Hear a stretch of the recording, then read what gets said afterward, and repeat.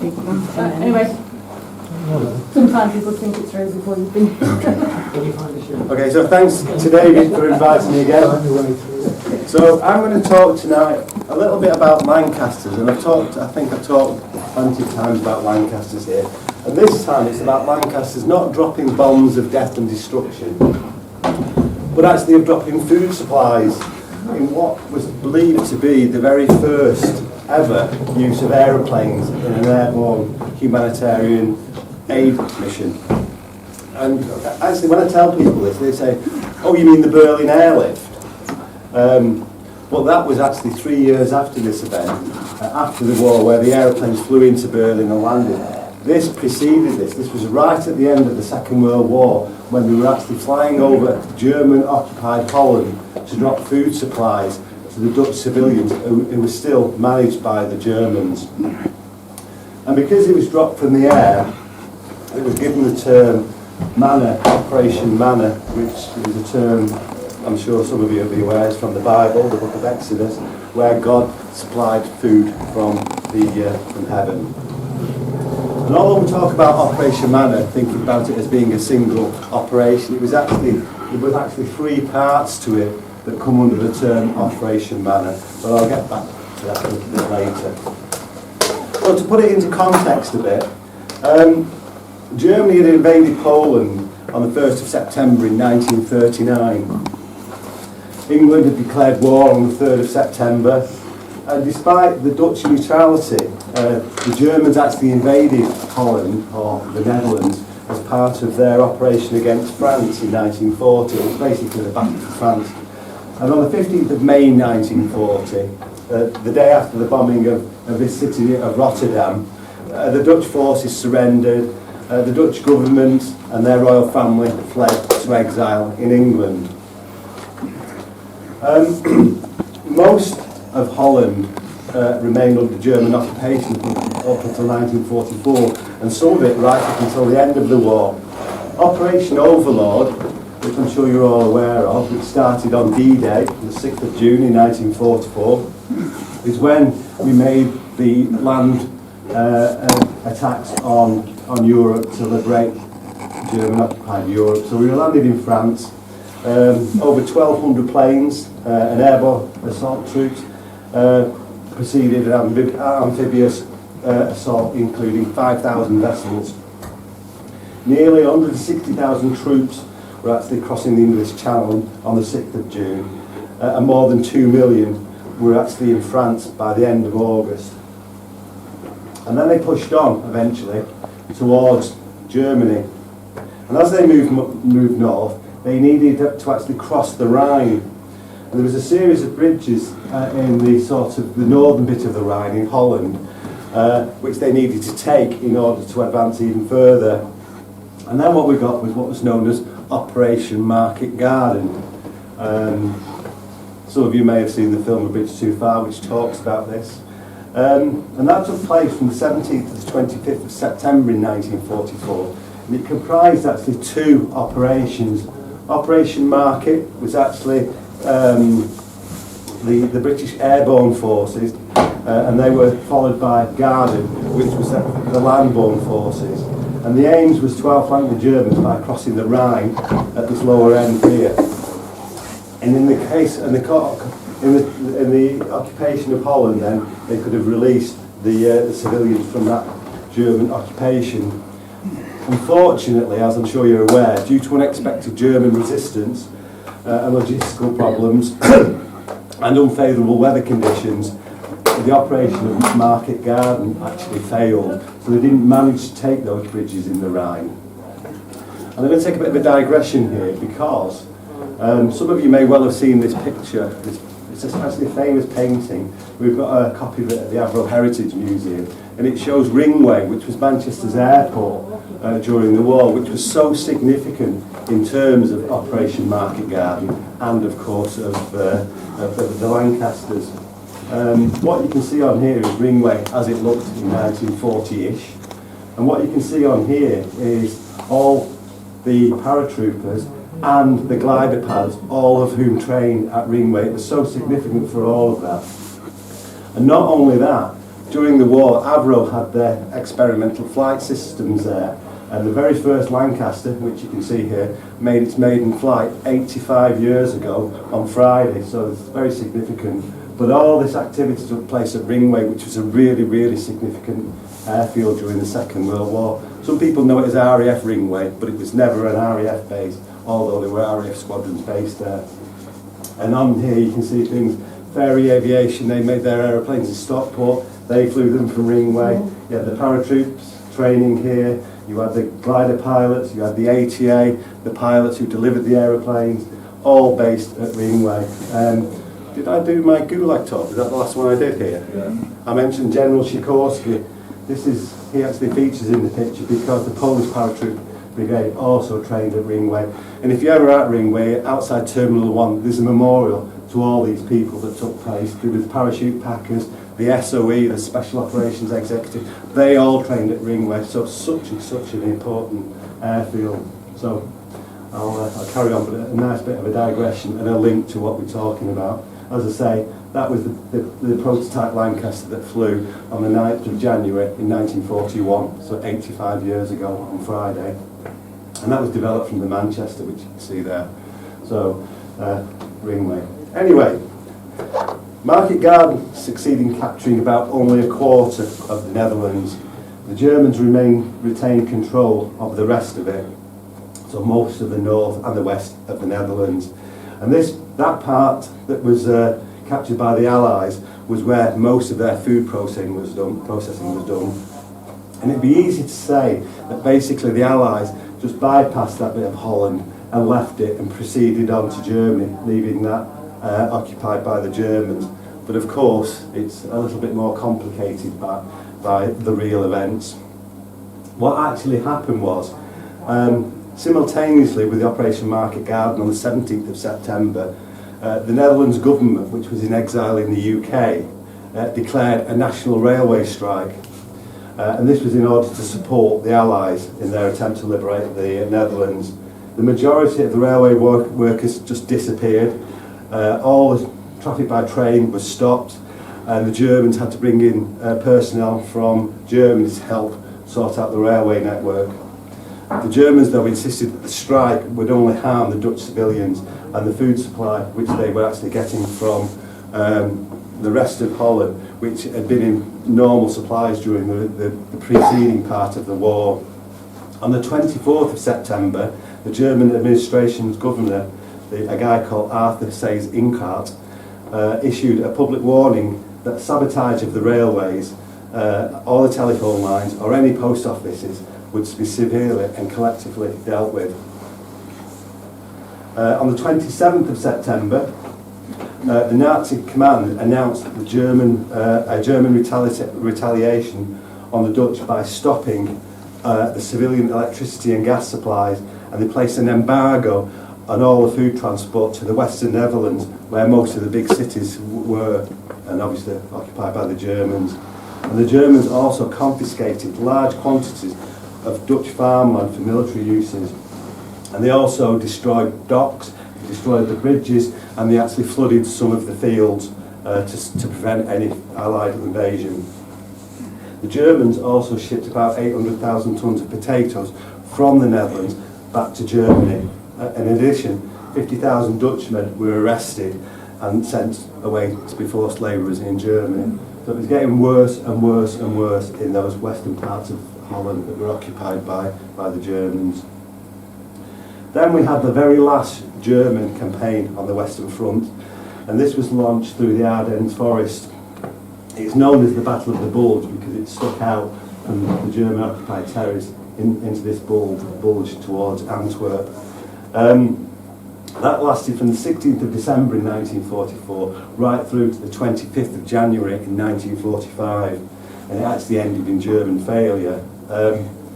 The German occupiers of the Netherlands also announced that the Dutchmen between the ages of 16 and 60 had to report for forced labour.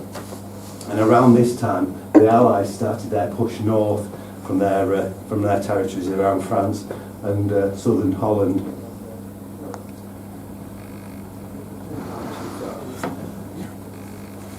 By the end of 1944, food was in short supply. The black market for food increased and expanded, and as farmers speculated, they withheld food supplies and stocks from the government's food rationing programmes. Colder than average winter temperatures in January and February of 1945 put more stress on the people. They had no electricity, they had no gas, and there was no transport systems. This stress was particularly evident in those large cities of the Western Netherlands, and the population in this region numbered about 4.5 million people, of which 2.6 million of them lived in the large cities. What started happening then, families started to eat their own pets and things like that. The Dutch government issued recipes for using tulip bulbs, and these were stored in warehouses around Holland. But these have no nutritional value, or little nutritional value, and some of them, if they're not cooked carefully, can be dangerous and poisonous. This is one particular recipe that was issued by the government. It's called stomppot or tulip bollen. I've seen examples of it, and it's supposed to have tasted horrible, but at least it was some sort of food. Food supplies were really scarce, and because there was no railway network, the rivers and the canals were freezing in the coldest winters, it became a real issue. And coal as well, there was no coals to do it, so people started to chop down trees or dismantle empty houses to get whatever wood they could to get the fires going. But the amount of food dropped steadily throughout this period. And not only that, food rations were actually decreased to starvation levels by late 1944 and early 1945. The government ran soup kitchens, and you got what were known as food trekkers, where groups of people would go out into the countryside to actually buy or barter food from those farmers that were still out there. It's a horrible picture. By January 1945, about 4.5 million people in those urbanised regions of Western Holland were impacted. 20,000 actually died from starvation, and another 2.5 million were at risk through severe malnutrition. There were Dutch requests to the British and the American governments for food supply and food aid, but this was rejected because the actual Allies believed that the food would fall into German hands and they'd be of no use. But the Red Cross organised Swedish and Swiss deliveries of food by sea, and this is a particular example of a Swedish ship called, as you can see, the Dagmar Bratt, and that landed in the port of Vale on the 28th of January 1945. Each of those deliveries from these ships carried about 2,000 tonnes of food and medicines and about 2.5 million tonnes of kilos of flour. They also contained things like dried peas, margarine, cod liver oil. So various supplies were actually starting to come in, but they were limited in what they could do. The Dutch Prime Minister in exile, a guy called Pieter Geerbrandi, briefed the British Prime Minister, Churchill, and Prince Bernhard, who was in exile in London, that they needed this aid to help their populations. And then on the 30th of March in 1945, the Allies actually crossed the Rhine and pressed on past Holland towards Germany. On the 2nd of April, this is that Arthur Sayers Inkart, he actually told the Dutch food officials that he was willing to negotiate a truce with the Allies if they would and put food into the Netherlands if they would withhold their activities in Holland. And then on the 12th of April, he agreed with the Dutch that they could negotiate a food supply. On that very same day, the 12th of April, the American President Roosevelt actually died, and the Allies decided that the liberation of the Netherlands, or the rest of the Netherlands, would be too expensive, and they bypassed it and continued on to Germany, leaving that western and northern part of the Netherlands occupied by the Germans. On the 23rd of April, the Supreme Commander of the Allied forces in Europe, which was Eisenhower, was authorised to begin planning a relief occupation to those regions of the Netherlands. And they appointed this guy, he was the British officer, an Air Commodore, Andrew Geddes, and he decided that airdropping of food supplies would be the best method of delivering food, as they couldn't land safely. The airfields in the Netherlands had been destroyed, and they risked being captured by the Germans if they didn't stand up for that truce. So the coordination between him and the Germans was necessary, and what was decided, they would decide on designated corridors in and out of the Netherlands to preclude the Germans from firing at those aeroplanes. And on the 26th of April, Geddes and the British Commission, including the British General, a guy called Guingand, and Prince Bernhard, actually travelled to the Allied area of the Netherlands to meet the Germans at a place called Achterveld. And this was occupied by the Allied Canadian forces.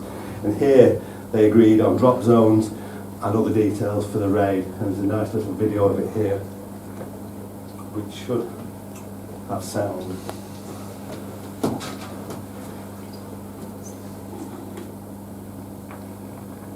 Let's see if I can get this working.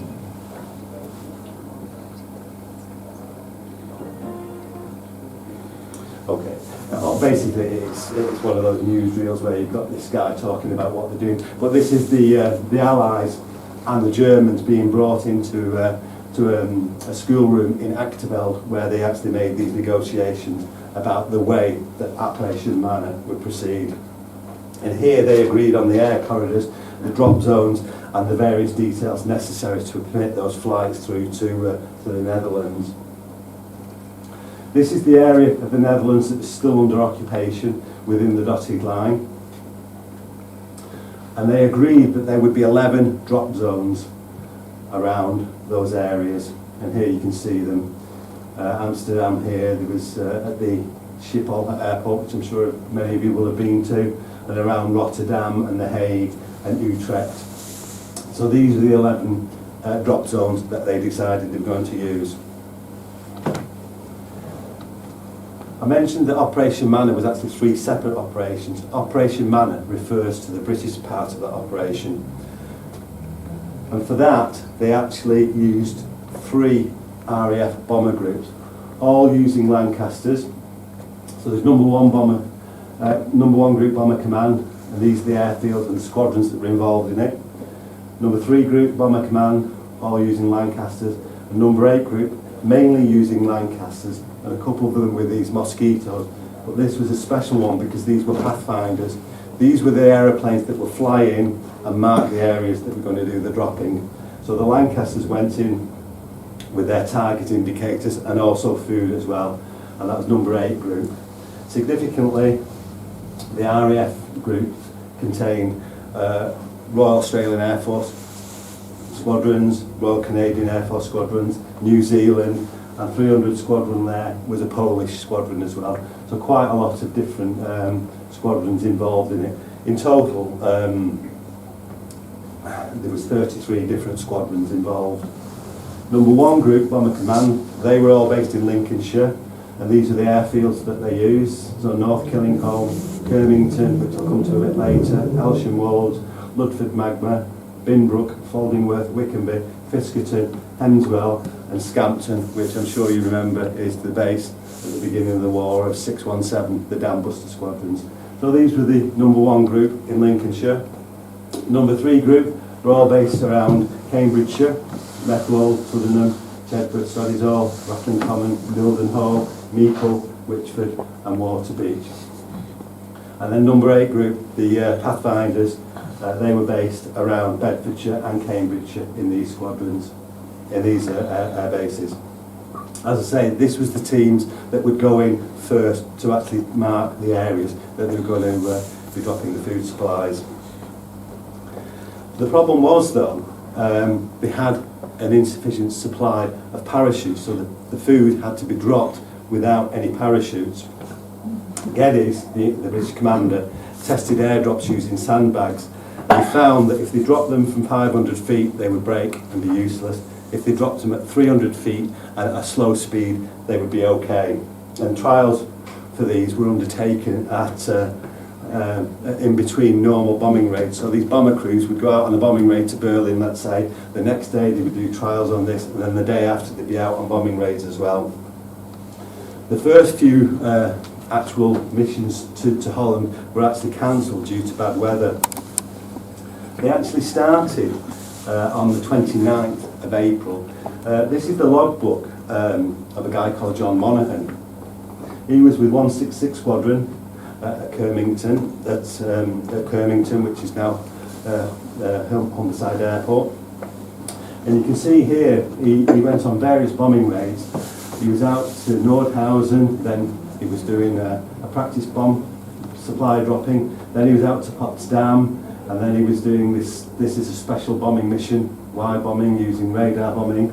Then Heligoland, which was a heavily defended island in the Baltic Sea, Bremen, then another supply drop, and then eventually on the 29th of April he does his first supply drop to The Hague. And I'll come back to that because that's a very significant day. It was the very first mission, Operation Manna mission. I'll talk a little bit about that in a minute. But what they did, every Lancaster, as you know, was a big bomber. It had a huge cavernous bomb bay, and they very quickly modified it to carry, basically it was 284 Hessian sacks.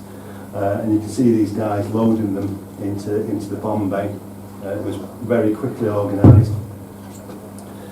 These sacks were carried in 4 blocks of 71 sacks, and special panniers with these canvas panniers that would open up using the normal bomb release mechanism.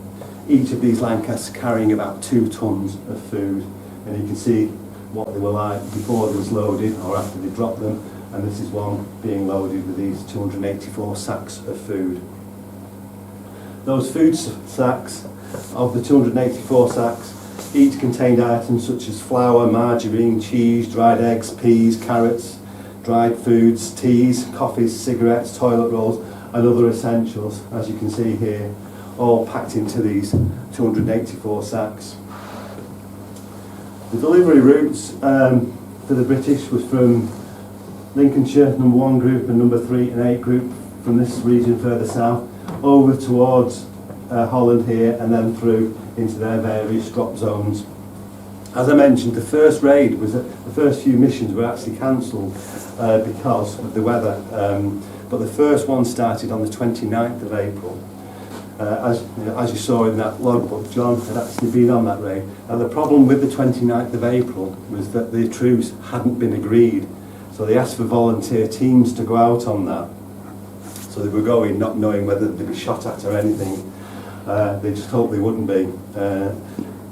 Fortunately, they weren't, and those first few flights took place on the 29th of April. And this is a video of some of those drops. They were supposed to be at 300 feet, but as you'll see in a minute, a lot of these drops were a lot less than 300 feet. And I got these unique pictures from the Dutch Air Force archives. And you can see them dropping these food supplies. The first day was the 29th of April. They actually went on for 10 days until the 8th of May. Concern, as you can see here, was that the civilians would dash out to try and get these supplies, and they could be injured by the dropping sacks of food. So they had first aid points all around these drop zones. And they were marked with white crosses on the ground, and the pathfinders would go in and drop what were known as target indicators, which were basically red flares on these foods, on these areas where they were going to be dropping them. And not only that, the Germans also monitored them with their anti-aircraft guns, so they were there as well. And you can see how low they are as these Lancasters fly over, dropping their food supplies.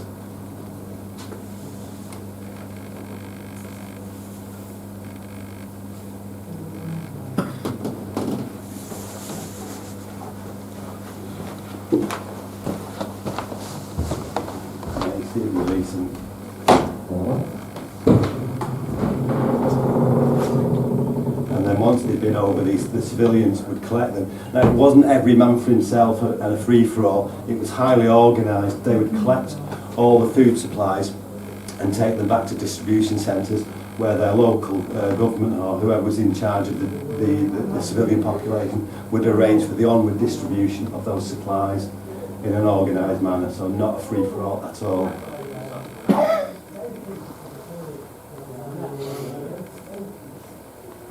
It looks like some of them break as they go down to me, I'm not sure what's happening, but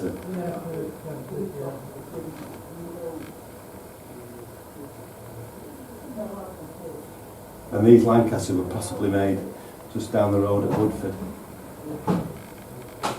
You can see the collection of them. It was a highly organised event where they brought them back.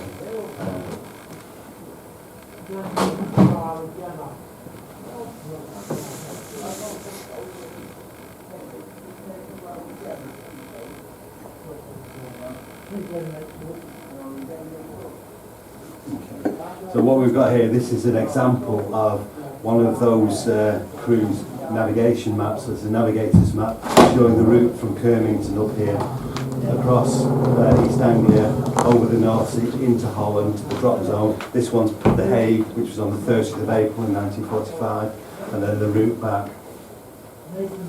This is another one. This is from the 1st of May to Rotterdam, a very similar route from Kirmington through to Holland and then back. This is an example of the squadron operations record book, and basically this is the record of all the activities of the squadron during the war. So this is a 166 squadron one, and basically it's very difficult to read, but they actually say that they had, well, it says after alarms and excursions lasting for over 48 hours and including one takeoff when all the aircraft were immediately recalled, we did succeed in getting 5 aircraft on a mission on April the 29th. So those were the 5 aeroplanes that they got to go across, including John Monaghan, who I mentioned earlier. He was on one of those flights. And then the operation record book goes on to list all the aeroplanes, the crews that were involved in it, and also what they took. So this one, Lancaster in particular, had a crew of 7, it had a load of 4 blocks of 71 sacks, and they dropped them at 1733 from 500 feet, which I don't believe it, I think it was a lot lower than that, and it was on an area marked by a red TI target indicator and a white cross. This particular aeroplane dropped 282 bags, 2 of them hung up, so they brought those back. So an example of what happened. This is another page from John's logbook, and you can see all the missions that he was on.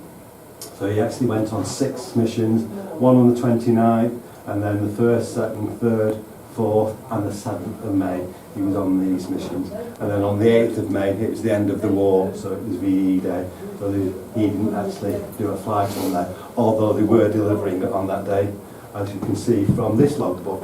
And this logbook belongs to a 576 Squadron airgunner, a guy called Jeff Brown, who lives in Ashton. And he went on 5 of these missions, as you can see here, to Rotterdam and The Hague. And on the 8th of May, which was the end of the last day of the war, he actually took a trip to Rotterdam as well. And John's is still alive, Jeff, and he told me that on that particular day they had to rush back to get to the parties for the end of the war. But first of all, they had to make this mission to Holland. As I say, he made 5 trips. And significantly, there was talking to the 2 guys. It was really interesting talking about what they experienced on those flights. And there's lots of pictures where you see these aeroplanes flying over these Dutch civilians, waving and cheering, and there's lots of videos of those sorts of things. But it wasn't that stuck in the mind. The most striking thing for all the crews that I've talked to that was on these Manna missions was flying so low level that they could see the German air gunners, and as they flew over they would follow them with the guns, and that was the more significant than seeing anything else, which was incredible. Because normally they would fly from 20,000 feet at night, you would see nothing on the ground, but flying at 300 feet over the Germans with the guns, that was the thing that stuck out most in their minds. And of course the Dutch were very thankful for what happened and what they used to do with the empty sacks. They used to lay out the empty sacks on the ground with these messages that they could be read as they flew over as well, which was a really nice touch. A really nice expression of gratitude to those crews that had taken part.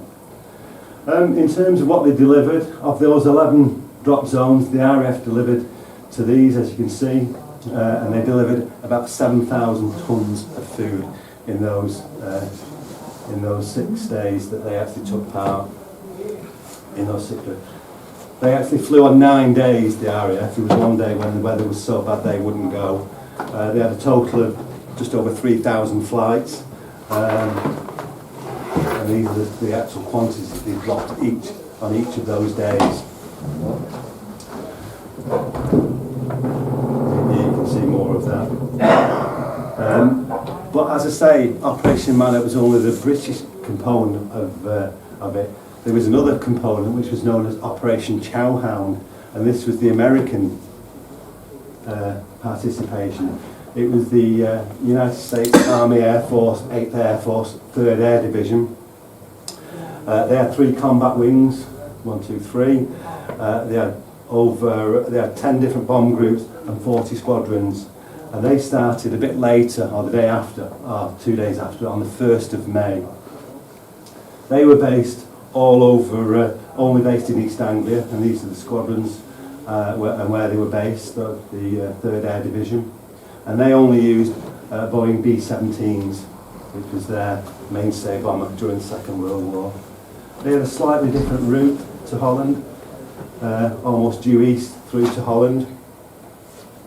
And they didn't actually take sacks of food, they took what was known as K rations. And this was the standard American military food parcels, and they were separately boxed meals, one for breakfast, one for dinner, and one for tea. And these are the K rations that they took, packed in their aeroplanes. This is their navigational map from East Anglia across to Holland. This was the mission on the 3rd of May. And as I say, they would load these into their aeroplane bomb bay. Slightly less carrying capacity than a Lancaster, but nevertheless, they dropped these K rations, again, from low level, without parachutes. And again, they were collected from the ground, collected up, taken away to distribution centres, and then managed separately.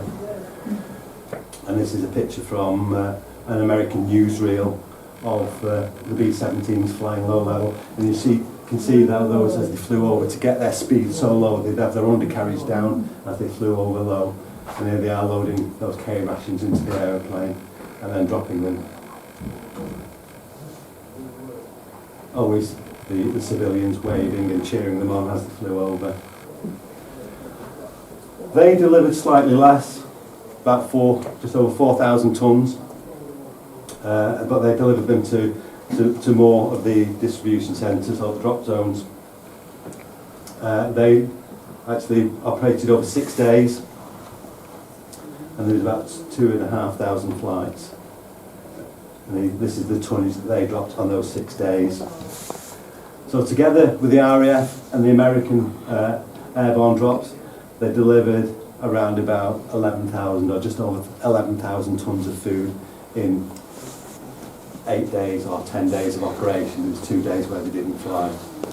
So almost 12,000 tonnes of food for both Operation Manna and Chowhound. In terms of successful flights, there was over 5,000 flights between the 2 air forces. But there was a third component.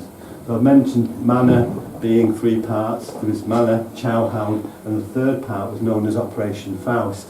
And this was an overland delivery from the liberated areas of the Netherlands into those that were still occupied by the Germans. This began on the 2nd of May, and it was, as I say, an overland delivery into Holland. There's normally sound on this, but it doesn't appear to be working. But this is the Canadians bringing their food for delivery.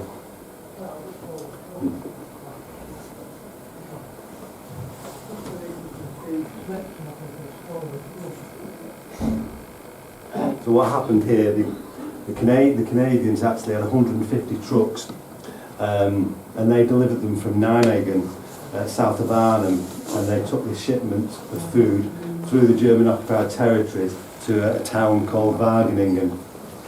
And from there there was further onward distribution by the actual Dutch drivers, and you can see here the Germans and the Dutch and the Canadians all working together to do that.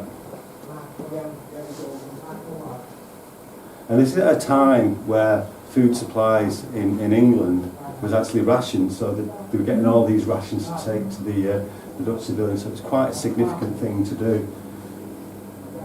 And for some of these, it was the first proper food they'd had for ages. That was the Dutch component, and then the British component as well. Similarly, the trucks were taken from the town of Vale through to into Wageningen, and again they would take these boxes of food and distribute them to a Dutch distribution centre where they'd be onward delivered by Dutch drivers. And these are the trucks driving through the occupied parts of the Netherlands.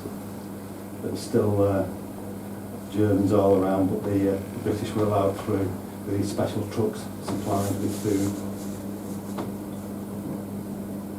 And on each of those 6 days they would deliver about 1,000 tonnes in addition to the Air Force drop. So about 6,000 tonnes were delivered in the 6 days that they took part. In total, you can see here, there was over 18,000 tonnes between the three operations. So Manna lasted for about 9 days, Chowhound for 6 days, and Faust for 6 days. And it gave a total of about 18,000 tonnes of food on those throughout those 10 days. It stopped on the 8th of May, which was the end of the war, when Holland was actually liberated. Though they were supposed to drop them from 300 feet, as you can see, a lot of them flew a lot lower than 300 feet. And I spoke to one member of an aircrew, and he said that what they used to do, if they used to see the German gunners on barges in the canals, they would fly even lower and fly at the barges, and the actual gunners would actually jump off the barges into the canals and things. So that was quite something. And not all the aeroplanes got away scot-free. Some of them were actually shot at. It's not known whether this was Germans taking an opportunity or whether they didn't know of the truce, but some aeroplanes did come back having been shot at. None, unfortunately, were shot down, although one aeroplane did crash on the way home after it had an engine failure. So that's the low-level flying.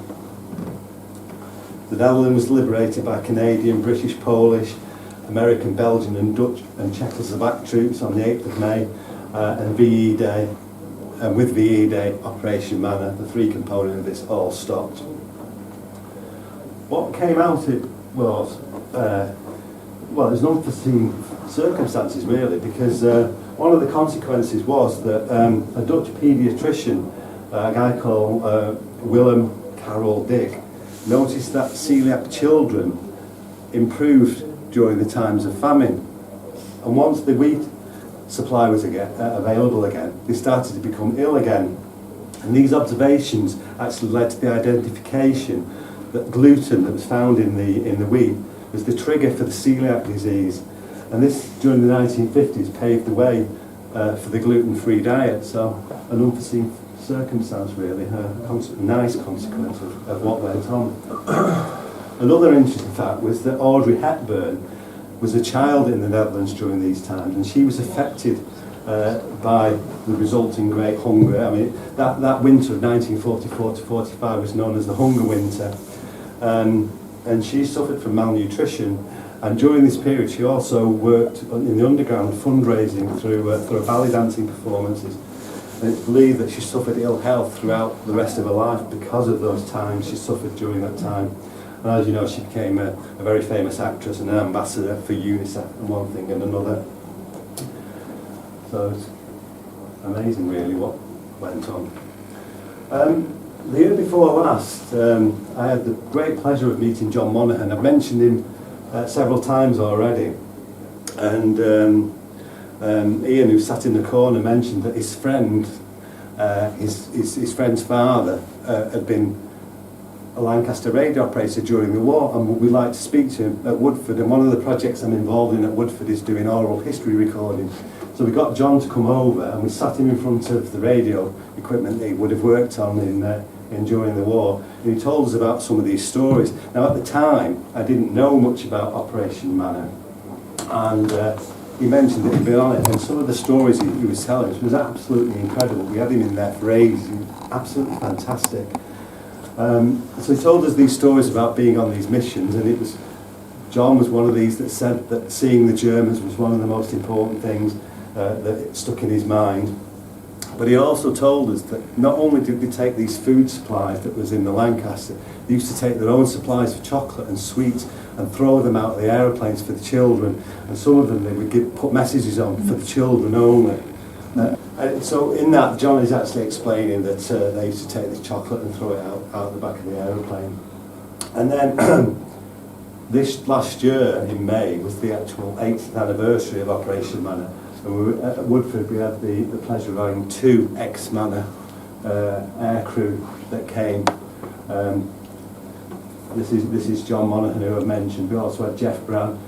John lives in Poynton and Jeff lives in Ashton, and they were both on Manna. They'd never met before, and here they are comparing the logbooks. Jeff was with the 576 Squadron. I showed you his logbook. He actually flew on the very last day of the war and then had to rush back for the parties on VE Day. And John was on the very first operation on the 29th of April when they didn't have the truce fully agreed. And both had stories of how they actually took their own supplies. I've got a video of actually Jeff telling you how he did it. He was actually an air gunner. And what he used to do, he used to take a handkerchief and he used to write on the handkerchief for children only and throw them out the back turret of the Lancaster as it flew over. So these incredible stories. And for anybody that had actually been on an Operation Manna mission, the Dutch government actually awarded a medal. It's called the Thank You Liberator Medal. Jeff had actually got it some years ago, but John hadn't actually received one. And when I had John in the cockpit, I wrote a blog about it, and I think Ian contacted the Dutch authorities, and they actually said, well, he hasn't received one of our Liberator medals, we'd like to make him in the award. So we arranged for the Dutch air attaché to come up to Woodford, and we had a commemoration where John was actually awarded his medal at Woodford, and this is the air attaché to the UK, awarding John his Thank You Liberators medal, and this is the medal and the certificate that John was awarded. Quite, well, significantly I suppose, this guy I think was one of the security guys or her, her bodyguards almost. And afterwards he came up to me and said that his grandmother was one of those children that used to go and collect the chocolate and stuff that was thrown out from the aeroplane, so it was really nice to hear that. And then I was going to leave you with a short clip from, we had as I say, the celebrations of the 8th anniversary of Operation Manna, and the BBC came and made a film of both John and Jeff talking about their experiences, which I was going to show you, but there seems hardly any point now because I can't get the volume on. But this is how it was portrayed on the BBC. I can't remember what he's saying, but I'll try and get it going again in a minute when you get a drink or something. But it was quite a significant day, really. It was great to have those 2 guys, and we did have a 3rd guy who'd been on the Manna things, but he didn't want to come until afterwards, and he said, "Oh, I wish I'd come." So we would have had 3. So this is the BBC. Some of their commentary wasn't quite right, but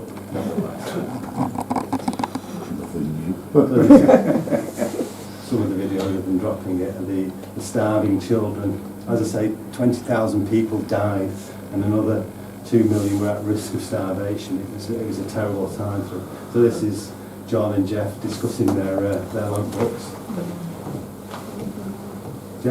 John had done 6 missions, Jeff had done 5. Jeff actually stayed with the RAF. He actually trained after the war to be a pilot, and then after that he actually became an engineer at Woodford, so quite a significant guy really for us.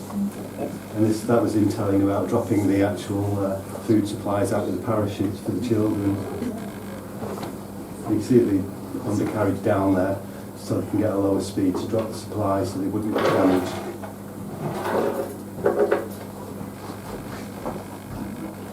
The American B-17s.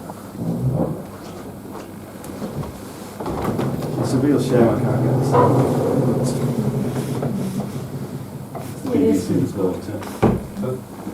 So really that's it. That's my summary of Operation Manna. Thank you for listening.